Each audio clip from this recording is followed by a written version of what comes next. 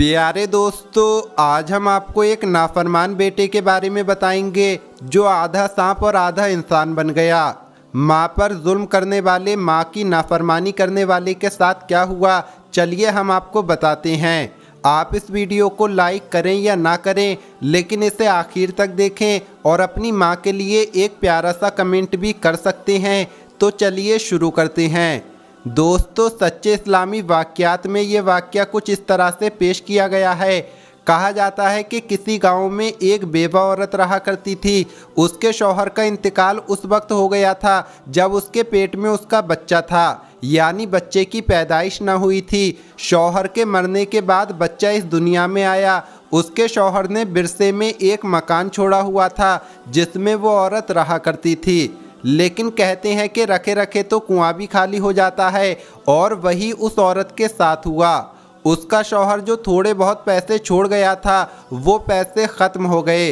अब उसे अपने बेटे को पालना था। माँ ने बेटे के खातिर मेहनत मजदूरी करना शुरू कर दी। वो अपनी पीठ पर भारी भरकम सामान उठाती और उसे एक जगह से दूसरी जगह लेकर जाती। इस तरह मेहनत मजदूरी करके दिन भर की थकी हारी वो बेवा औरत अपने घर आती और अपना और अपने बेटे का पेट पालती। लोगों ने उससे कई बार कहा कि तुम्हारा एक ही बेटा है, तुम अभी जवान हो, शादी कर लो। लेकिन वो लड़की कहती कि मैं अपने बेटे के सर पर सौतेले बाप को नहीं लाना चाहती, बेहतर है कि मैं सब्र कर लूँ। अगर सौतेले बाप ने उससे मोहब्बत ना की तो ये बात मैं बर्दाश्त नहीं कर सकती। बहरहाल ज़िंदगी गुजरती रही। बेटा माँ की मोहब्बत में पल रहा था, लेकिन वो दीनदार औरत जो रात के एक तवील हिस्से में इबादत करती और दिन भर मेहनत करती, उस माँ की मोहब्बत का सिला उस बेटे ने कभी अच्छे अंदाज में ना दिया। वो बेटा बचपन से ही गुस्ताख, बदतमीज़ और बदजुबान था। अपनी माँ से बदतमीज़ी करता, औरत ज़ात की इज्जत नहीं करता था। उसकी माँ उसको समझाती कि बेटा अपनी ज़ुबान को नर्म रखो, अपने आप को काबू में रखो, अल्लाह बहुत बड़ा है, मेहरबान है। मैं तुम्हारी माँ हूँ, तुमसे मोहब्बत करती हूँ। तुम्हारा बाप एक शरीफुन नफ्स इंसान था, तुम्हारी माँ भी ऐसी नहीं है, इसलिए नेक रास्ते पर चलना। बेटा अपनी माँ की बात एक कान से सुनता और दूसरे कान से निकाल देता, बल्कि माँ जिस काम से उसे रोकती थी वो वही काम करता था। इसी वजह से वो बचपन से ही नशे की लत में लग गया और नशा करने लगा। उसके बेकार दोस्तों ने उसे बिगाड़ दिया था। उन्हीं दोस्तों में से उसकी मुलाकात एक औरत से हुई। वो औरत बहुत ही तेज़ तर्रार थी। उसको पता था कि वो अपनी माँ का इकलौता लाल है और उसके विरसे में एक मकान मौजूद है। इसी लालच में उसने उस लड़के को अपने जाल में फंसाना शुरू कर दिया और कहा कि तुम मुझसे शादी कर लो, देखो मैं हसीन हूँ, नौजवान हूँ, तुम्हारी हर ख्वाहिश को पूरा करूँगी। वो लड़का वैसा ही बिगड़ा हुआ था। उसने माँ को बिना बताए उससे निकाह कर लिया और फिर निकाह करके उसको घर ले आया। माँ ने अचानक बेटे के साथ एक औरत को देखा। समझ तो गई, लेकिन उसने कहा बेटा ये कौन है? तो वो बेटा कहने लगा ये मेरी बीवी है। और तुम कौन होती हो मुझसे ये सवाल करने वाली? तुम्हें मैंने ये हक नहीं दिया। मैंने शादी कर ली और आज से ये इसी घर में रहेगी। बहू ने अपनी सास को देखते ही शक्ल बिगाड़ना शुरू कर दी।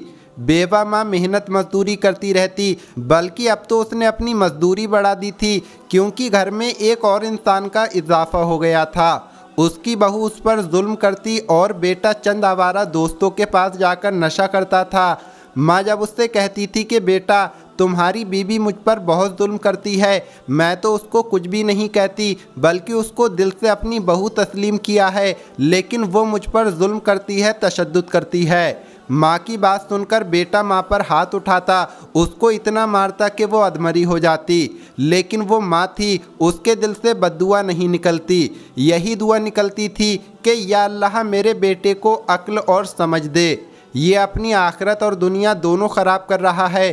बीवी की बातों में आकर वो माँ को गंदी गंदी गालियाँ देता और कहता तू वो नागिन है जो जहर उगलती है। मुझे पता है तू मेरी बीवी को कोसती है, क्योंकि ये तेरी पसंद की बहू नहीं है, इसलिए तू मेरी बीवी पर जुल्म करती है और झूठ कहती है। वो बेटा कभी भी माँ की बातों पर यकीन नहीं करता। बेटे के हाथों वो माँ पहले ही तंग थी, जिसकी खातिर इतनी बड़ी कुर्बानी दी, उसने उसकी जवानी, उसके बुढ़ापे का कोई ख्याल नहीं किया। अपनी बीवी के साथ मिलकर उसको नागिन कहने लगा। माँ को ये बात बर्दाश्त नहीं होती थी। वो सजदा रेज हो जाती और अल्लाह ताला से रहम की दुआ करती। एक दिन उस बहू ने सोचा कि क्यों ना मैं इस बुढ़िया को हमेशा हमेशा के लिए इस दुनिया से रुखसत कर दूं। वो दिन रात यही सोचती रहती कि किस तरह से इस बुढ़िया को मारा जाए। ये सोचते हुए एक रात उसको ये बात सूझी कि क्यों ना मैं एक सांप को इस बुढ़िया पर छोड़ दूं। और फिर उसने ऐसा ही किया कि सांप की टोकरी जाकर अपनी सास के पास रख दी। जब सांप माँ को काटता तो किसी को शक भी नहीं होता कि इसको मारा गया है, बल्कि लोग तो यही सोचते कि सांप ने काट लिया इसलिए मर गई। अब उसने वो सांप रख दिया, लेकिन वो सांप बजाय माँ को डसने के सीधे उस कमरे में गया जहाँ पर वो बेटा था। न बीवी का कुछ किया और न उसकी माँ को कुछ किया, बल्कि जाकर उस बेटे को डस लिया। वो बेटा पानी भी नहीं मांग सका और तड़प तड़प कर जान दे दी। बीवी को ये बात मालूम नहीं थी। जब सुबह उठकर देखा तो उसके शौहर के मुंह से झाग निकल रहे थे। वो समझ गई कि वही सांप जिसको उसने अपनी सास पर छोड़ा था उसने उसके शौहर को डस लिया। वो रोने लगी, चीखने लगी कि हाय मेरा शौहर मर गया। उसकी सास दौड़ती हुई कमरे में आई तो देखा कि जवान बेटा मर चुका है और पूरा नीला पड़ चुका है। ऐसी इबरतनाक हालत में दुनिया से गया कि उसके चेहरे को कोई भी नहीं देख पा रहा था। खैर किसी न किसी तरह उसको दफन किया गया। तदफीन तो हो गई, लेकिन माँ के दिल को करार नहीं आ रहा था। वो बीवी जिसने अपनी सास को मारना चाहा, उसका शौहर ही इस दुनिया से चला गया।